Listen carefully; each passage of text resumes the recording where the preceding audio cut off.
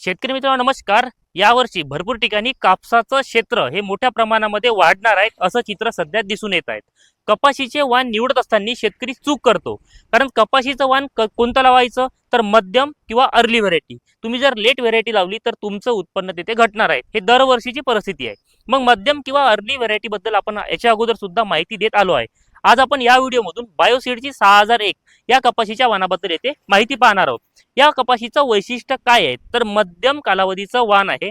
रस शोषण करणाऱ्या किडी सहनशील आहे. बोंडाचं वजन 6.5 ते 7 ग्रॅमचं आहे. महत्वाचं म्हणजे 70% जे बोंड आहे तर हे 5 पाकळ्याचं बोंड आहे. सरकीचं प्रमाण 40 ते 45 आहे. घेरदार झाड आहे. 3 ते 4 वेचणीमध्ये तुमचा 70% कापूस हा घरी जातो आणि याची जी ओपनिंग आहे किंवा बोंड वेचायला आपल्याला कुठल्याही प्रकारचा त्रास येते जात नाही. या कपाशीचं अंतर नेमकं किती लावायचं तर तुम्ही 3.5 बाय 1 फूट, 3.5 बाय 2 फूट, 4 बाय 1 फूट किंवा 4 बाय 2 फुटावर तुम्ही या कपाशीच्या वाणाची लागवड ही तुम्ही करू शकता.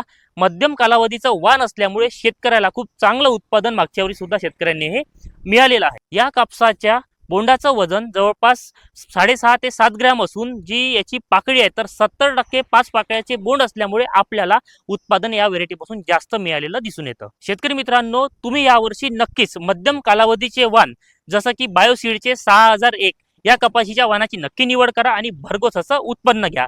या कंपनीचं एक वैशिष्ट्य ते म्हणजेच काय की विजयाचा ध्वज पुन्हा फडकवणार. मला मागच्या वर्षी बायोसीडची 6001 ही कपाशीचं उत्पन्न कसं झालं मला कमेंटमध्ये नक्की सांगा. तसेच तुम्हाला हा व्हिडिओ आवडला असेल तर जास्तीत जास्त शेतकरी मित्रांपर्यंत शेअर नक्की करा. धन्यवाद.